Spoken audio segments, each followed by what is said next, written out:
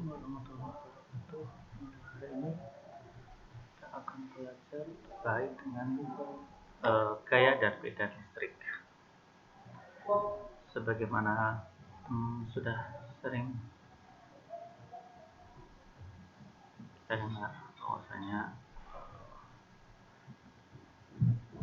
kita tidak bisa melepaskan diri dari pengaruh gaya-gaya ataupun medan listrik yang ada di sekitar kita. Oleh karenanya di fisika dasar akan diberikan materi terkait dengan gaya dan medan listrik. Pada fisika dasar 2 nantinya memang terkait dengan listrik itu nanti akan dipelajari terkait dengan listrik statis, dan yang kedua adalah listrik dinamis. Nah, di bab 1 ini kita akan mempelajari terkait dengan listrik statis. Oke. Nah, mungkin Anda waktu kecil pernah melakukan percobaan dengan menggosok-gosok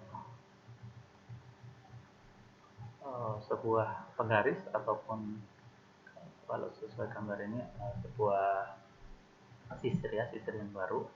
Kemudian Anda membuat potongan-potongan kecil kertas ini, potongan kecil. Nah, kemudian ketika didekatkan antara sisi digosok-gosok ke rambut, maka akan ada potongan kertas yang menempel di ataupun di sisi. Ataupun mungkin yang pernah mengetahui alat ini, mungkin pernah melihat seperti di film Mr. Bean, ketika ditempelkan tangan ke bola ini yang memiliki muatan, maka akan muncul rambut-rambutnya menjadi ini berdiri. Oke. Nah, prinsip dasarnya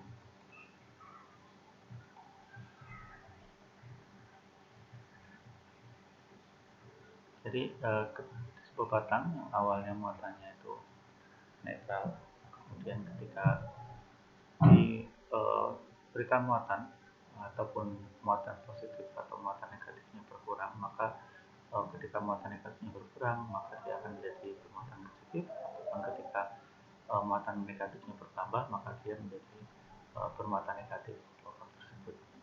Nah, interaksi antara dua logam ini yang memiliki jenis muatan yang berbeda menimbulkan adanya tarik menarik, yaitu tolak menolak maupun tarik menarik.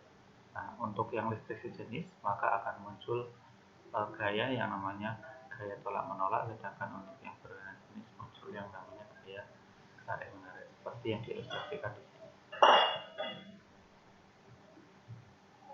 Nah, apabila kita dekati sebagai sebuah muatan pada suatu batang gitu ya. Nah, di sini Anda bisa mengetes pemahaman Anda jika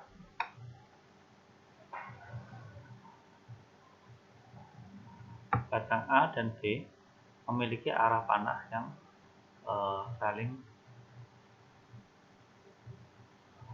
ke arah satu sama lainnya. Jadi yang B memiliki arah ke A dan yang A memiliki arah ke B, maka ini muncul apa ini? Tarik menarik ya. Tarik menarik, maka bisa Anda pastikan bahwasanya A itu muatannya tidak sama dengan muatan B ya. Kemudian C dan A ini juga tarik menarik, maka C muatannya tidak sama dengan A. C dan D juga tarik menarik, maka C muatannya tidak sama dengan D. Nah, kalau muatan sekarang yang ini D dan A tolak menolak, maka D itu muatannya sama dengan A, dan B dan D B muatannya sama dengan tidak sama dengan D karena mereka tarik menarik. Atau ini jadi plat A, B, dan D itu adalah plat bermuatan, sedangkan plat C itu adalah plat yang muatannya netral. Kenapa? Karena terhadap D dia tarik menarik, terhadap A dia tarik menarik juga, padahal D dan A itu muatannya sama. Maka dikatakan bahwasanya logam C itu adalah bermuatan netral. Nah, gaya yang menyebabkan adanya tarikan ataupun tolakan antara kedua plat bermuatan, kedua lubang bermuatan itu disebut sebagai gaya kolom yang mengikuti hukum kolom. Nah, secara matematis mungkin Anda sudah pernah melihat di SMA. Gaya sebagai sebuah vektor, kalau kita kasih ke mana, sama dengan sebuah konstanta kali muatan 1 muatan 2 per kuadrat daripada jarak keduanya, dan jangan lupa berikan arah, yakni vektor satuan. Ini namanya vektor satuan, biasanya R topik. Vektor satuan.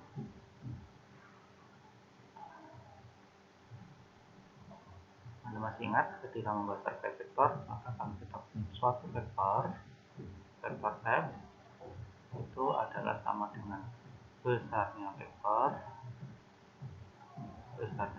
dikalikan dengan vektor satuan.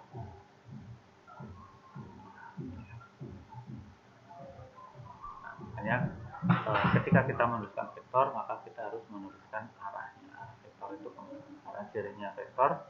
Selain dia memiliki besaran, dia juga memiliki arah. Nah, dari rumusan hukum kolom ini, maka kita tahu bahwa besaran daripada gaya kolom itu sama dengan K 1, 2 per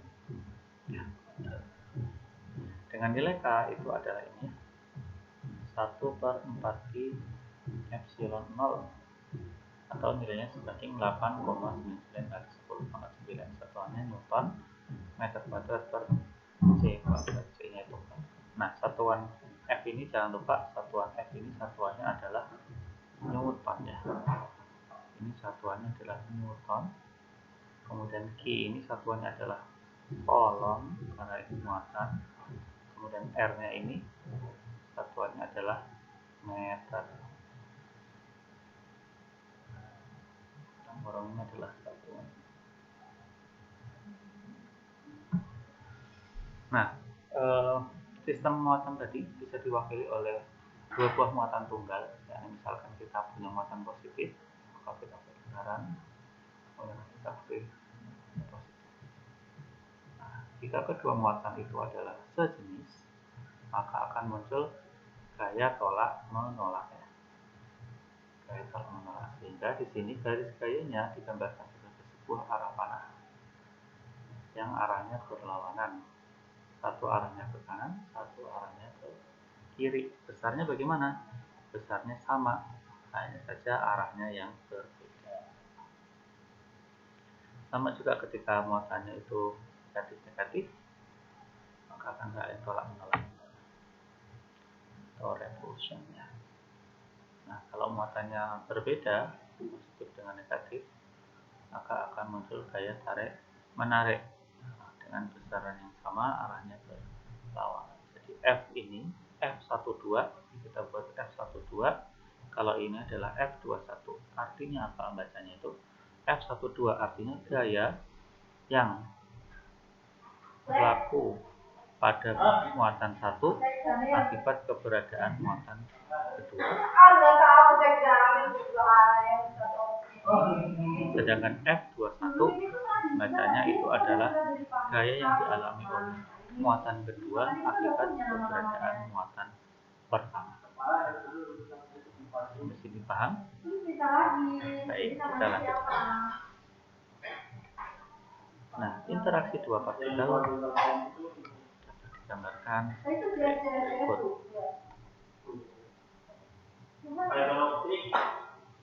Interaksi dua partikel bermuatan sebagai F12, yakni gaya yang dialami oleh muatan pertama akibat keberadaan daripada muatan kedua sama dengan seper 4 pi epsilon 0 pi 1 pi 2 per besarnya jarak antara keduanya kuadrat kali R12. Ingat ya, karena R, vektor R itu adalah sama dengan besaran R dikalikan dengan vektor satuan R, maka R satuan itu sama dengan vektor R dibagi dengan besaran. Nah, sehingga rumus F12 ini bisa juga dituliskan dengan pangkatnya 3. Ini jadi seper 4 pi epsilon 0 Q1 Q2 per R12 kuadrat dikalikan dengan vektor R per R besaran R. Nah, ini menjadi seper 4 pi epsilon 0 Q1 Q2 per R12 pangkat 3 dikalikan dengan vektor R. Nah, ini sama nih nilainya. Hanya saja nanti bakalan Anda harus memperhatikan pangkatnya. Kalau di sini tulisnya adalah R sebagai vektor, maka di bawahnya pangkatnya pangkat 3. Kalau di sini R sebagai vektor satuan, saya kasih satu 2, maka di sini harus pangkatnya adalah pangkat 2. Ingat ya, ini vektor satuan tandanya memiliki topi atau vektor unit ini ya. Vektor satuan atau unit, sedangkan ini adalah vektor. Apa itu vektor satuan? Vektor satuan adalah vektor yang besarnya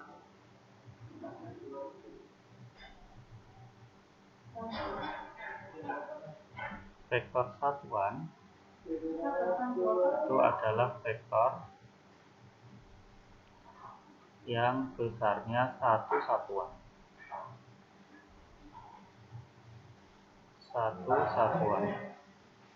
Mungkin Anda pernah ingat di fisika dasar 1 Anda mengenal R, vektor R itu dibagi sebagai XI plus YC plus ZK.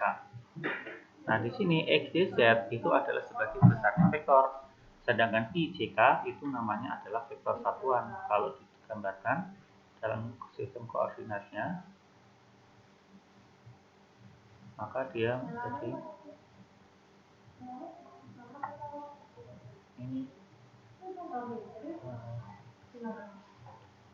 I topi, C topi, dan K topi sebagai arah ke sumbu X, sumbu Y, dan sumbu Z.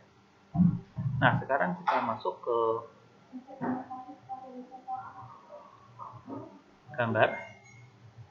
Jadi ini adalah sebuah gambar sebuah muatan pertama, misalkan ini Q1, ini adalah Q2 dari pusat koordinat, di mana jarak muatan 1 dari pusat koordinat itu adalah R1, sedangkan jarak muatan kedua dari pusat koordinat adalah Q2. Maka jarak keduanya itu adalah R1 minus R2.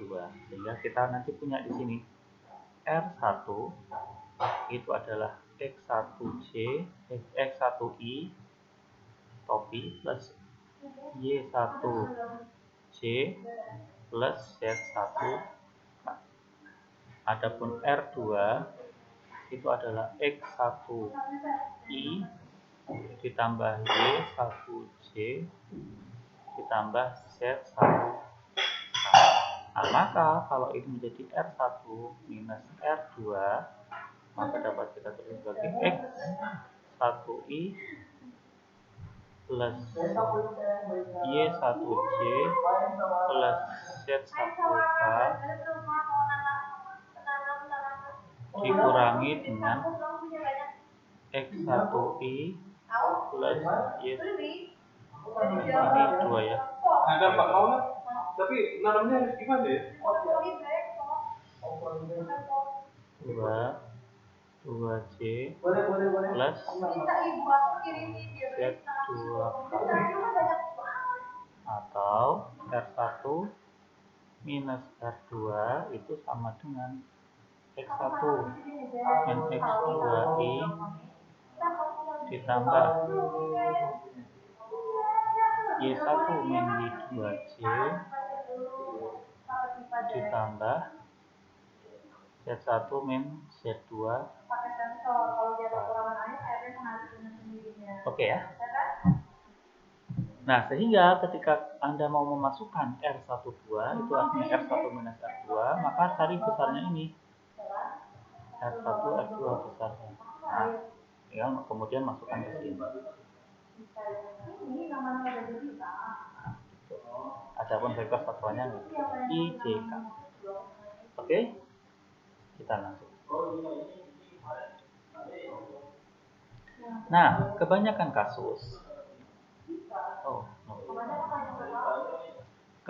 kasus tidak hanya melibatkan dua buah partikel bermuat, tapi bisa lebih dari dua buah.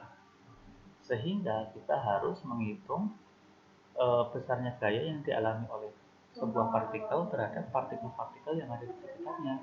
Nah, misalkan kita punya di sini partikel 1 gitu ya, plus Q1, di sini ada Q2, di sini ada Q3 dengan negatif, ini positif, kemudian ada Q4 gitu ya, dengan ini negatif. Maka kita harus memperhitungkan gaya-gaya yang dialami oleh Q1 akibat keberadaan muatan-muatan yang ada di sekitarnya. Q1, Q2, Q3. Nah, adapun reaksinya kita lihat apakah dia tarik-menarik, apakah dia tolak-menolak, karena itu akan berkaitan dengan arah dari gayanya. Apakah nanti resultan gayanya itu akan saling mengurangi ataupun saling menjumlahkan. Sehingga secara umum gaya yang dialami oleh muatan 1 itu sama dengan gaya yang dialami oleh muatan 1 akibat keberadaan muatan 2, kemudian dijumlahkan gaya yang dialami oleh muatan 1 akibat muatan 3 sampai gaya yang dialami oleh muatan 1 akibat keberadaan muatan ke N. N ini artinya Anda bisa memasukkan angka berapapun ke dalam persamaan ini, sehingga itu menjadi gaya yang dialaminya menjadi resultannya. Ini kita tulis sigma F1I, jika I itu adalah indeks, di mana dia dari I sama dengan 2 sampai N. Kenapa nggak I sama dengan 1? Ingat, karena tadi 1 itu sudah dipakai oleh muatan itu sendiri, sehingga kita jangan menggunakan 1. Maka saat kita tulis di sini F11 kan aneh. Ada muatan yang dialami oleh benda, muatan listrik yang dialami oleh muatan tersebut akibat dirinya sendiri. Nah, sehingga kita tuliskan, nah, kalau kita jabarkan menjadi seperti ini. Nah, sama dengan sigma 4Q epsilon 0 Q1 kali QI per R1I kuadrat R1I. Atau secara umum dituliskan sebagai ini. Nah, FC, karena ini C-nya itu bisa Anda ganti dengan muatan kedua, muatan ketiga, muatan keempat, karena kita terserah kita ingin mendapatkan gaya yang dialami oleh muatan keberapa. Nah, misalkan contoh kasusnya seperti ini.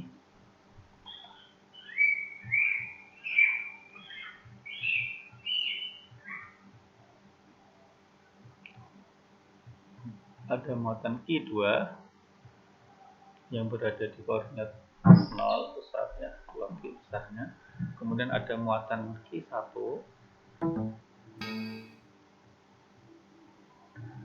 ini adalah Q1 yang besarnya adalah 2Q, berada di koordinat 2,0, ini berarti di X sama dengan 2, Y sama dengan 0. Kemudian ada Q3 yang berada di koordinat X sama dengan 2 dan Y sama dengan minus 3, dan besarnya adalah minus 2Q. Dia berarti muatannya negatif ini. Negatif. Yang ini adalah positif. Positif. yang ini juga positif.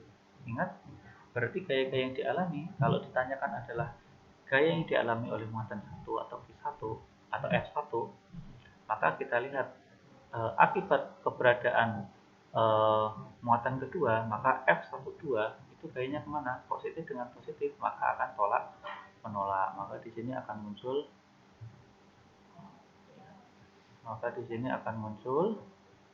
F12. Lalu yang diakibatkan oleh muatan ketiga F13 di sini dilihat ini adalah positif, ini negatif, maka dia akan tarik menarik, maka arah daripada V1 harus menuju ke Q3. Ingat dalam menggambar garis arah gaya itu harus tegak lurus dengan bidangnya.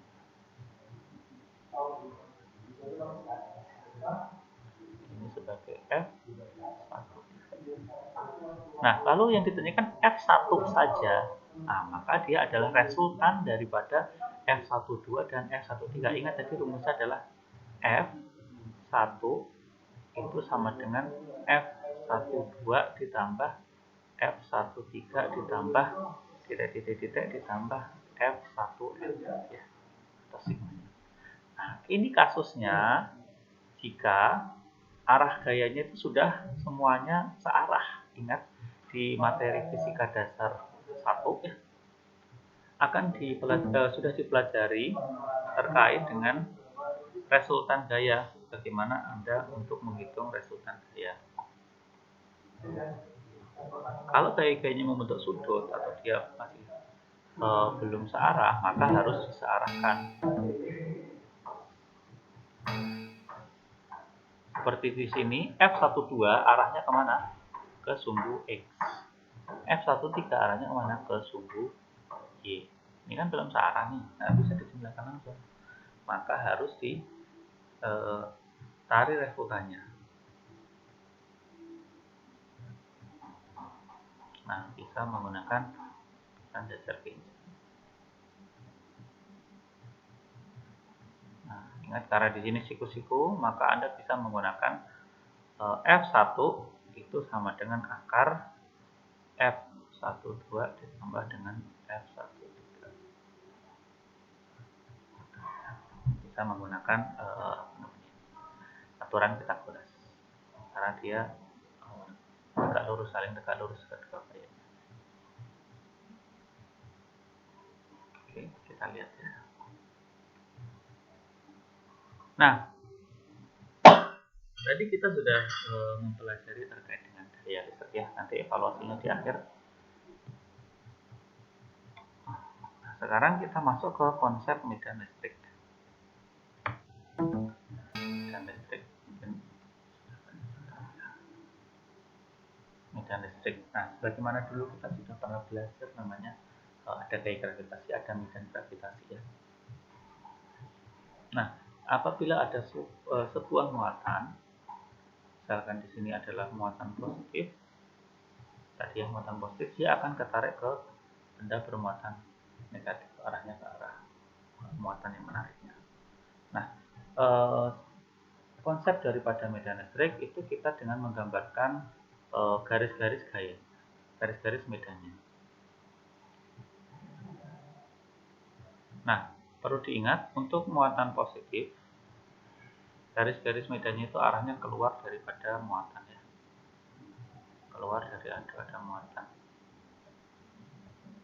Sedangkan muatan negatif itu arahnya adalah menuju ke muatan tersebut. Jadi jangan sampai salah nanti dalam menggambarkan garis-garis medan. Nah, tangen arah medannya itu tegak lurus dengan lintasannya, tangensialnya.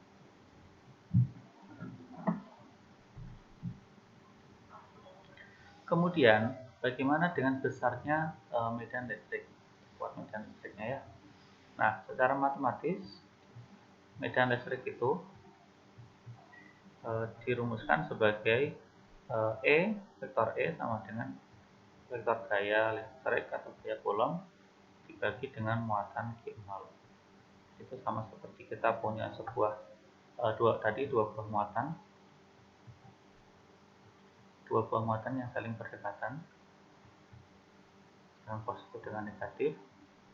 Nah, misalkan muatan ini Q1, ini Q0 gitu ya. Nah, ini sama ini Q0. Nah, kita ingin tadi di sini muncul gaya. Nah, kalau si Q0-nya ini kita hilangkan, maka kan tinggal ada Q1 saja. Nah, sebenarnya yang menyebabkan gaya daripada Q1 itu apa? Nah, berarti ada keberadaan daripada medan Q0 yang sampai di Q1.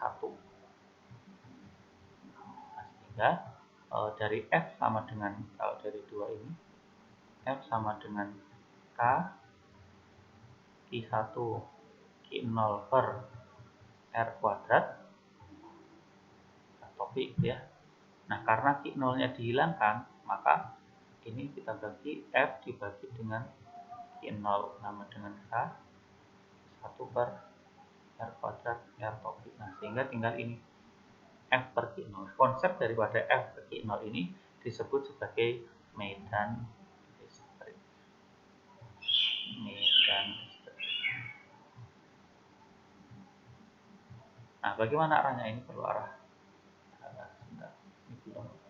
Nah, ini kalau kita tuliskan sama aja seperti K Q1 per R kuadrat kali R topik.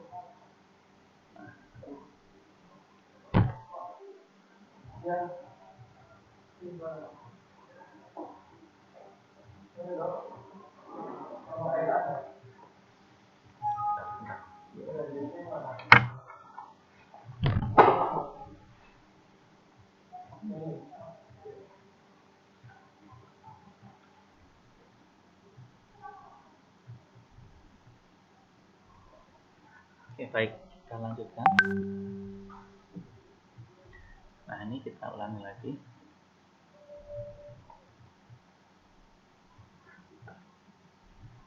Tadi F itu karena mendekati Q0 per R kuadrat kali R topik gitu ya.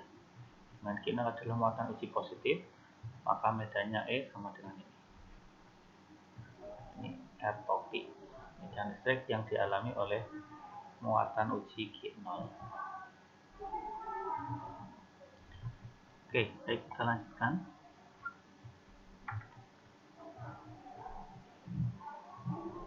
Nah, muatan sumber pada posisi RB dan muatan uji pada jarak RA dan listrik yang dialami muatan uji. Nah, ini kita misalkan punya tadi. Kita punya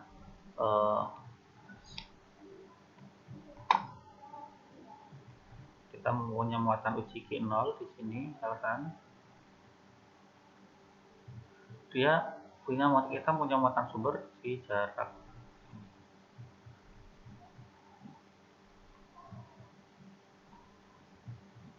ya.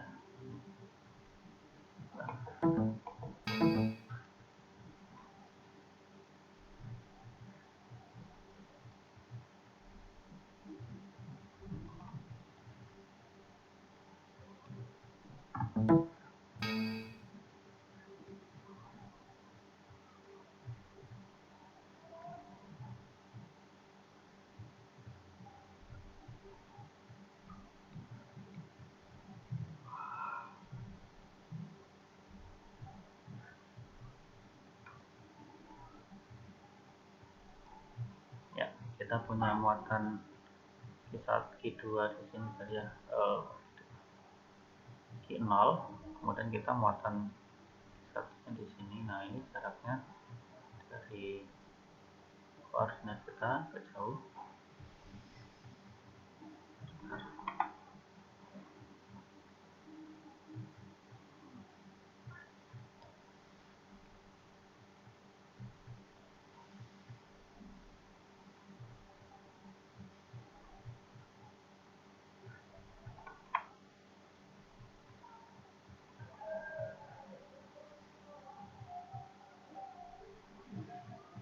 Di jauh tak ini, misalkan ini Q1,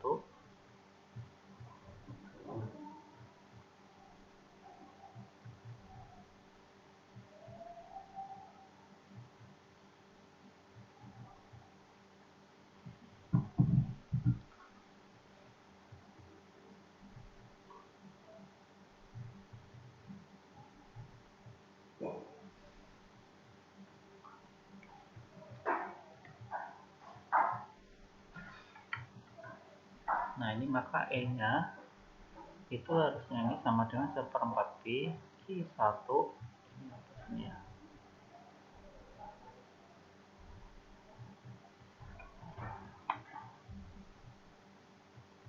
Nah ini Q2 nya ini harusnya hilang nih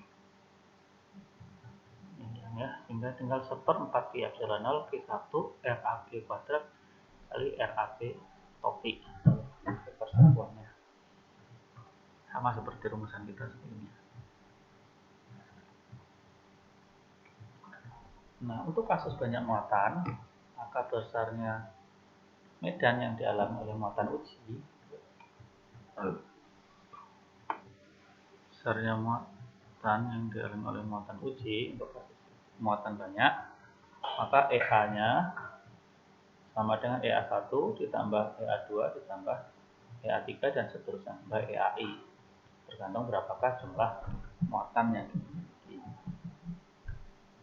Maka medan, kalau kita tuliskan sebagai dengan rumus medan ini tadi, maka akan kita peroleh EA itu ada 1/4 Pi epsilon 0 sigma I sama dengan 1 untuk II per RAI kuadrat RAI topik.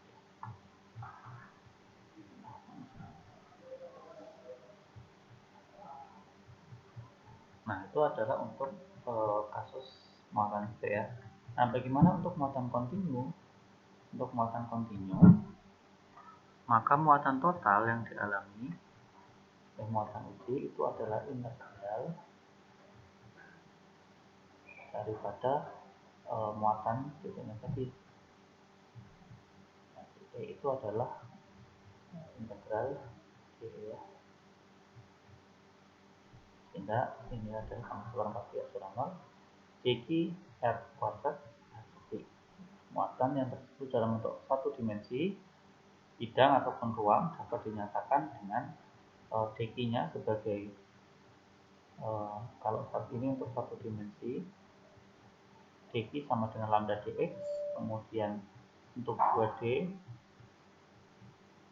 dq adalah sigma dx dy, untuk 3D dq adalah rho dx dy dengan lambda, sigma, dan rho itu menyatakan rapat muatannya. Rapat muatan lambda, sigma, dan rho. Dan rapat ini, nah ini misalkan kita punya suatu lempeng di sini dengan luasan misalkan x ini y gitu ya. Nah ini maka rapat muatannya adalah sigma. Jadi jumlah muatan yang ada di sini dibagi dengan luasannya. Seperti Anda ketika membahas terkait dengan rapat massa itu kan sama dengan ingat rho sama dengan m per massa itu dibagi dengan volume, ini juga sama.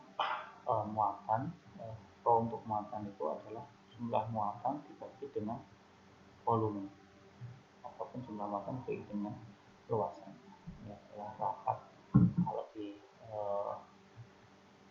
mekanika ataupun di fisika 1 ini sekitar massa, kalau di ini rapat muatan untuk satu volume dimensi. Next, nah ini sama, mirip seperti tadi, pengertiannya juga sama. Nah untuk muatan kontinu, benda-benda kontinu Anda lihat.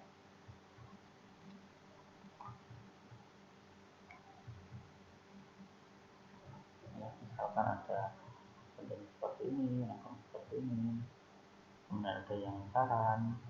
Nah maka muatan total di suatu titik itu bisa kita cari dengan menggunakan rumusan integral tadi.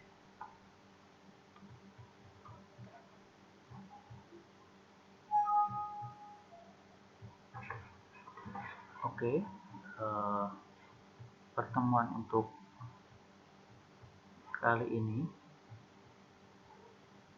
kita baru membahas gaya listrik dan juga medan listrik. Adapun nanti pertanyaan kita lanjutkan di pertemuan selanjutnya. Terima kasih. Assalamualaikum warahmatullahi wabarakatuh.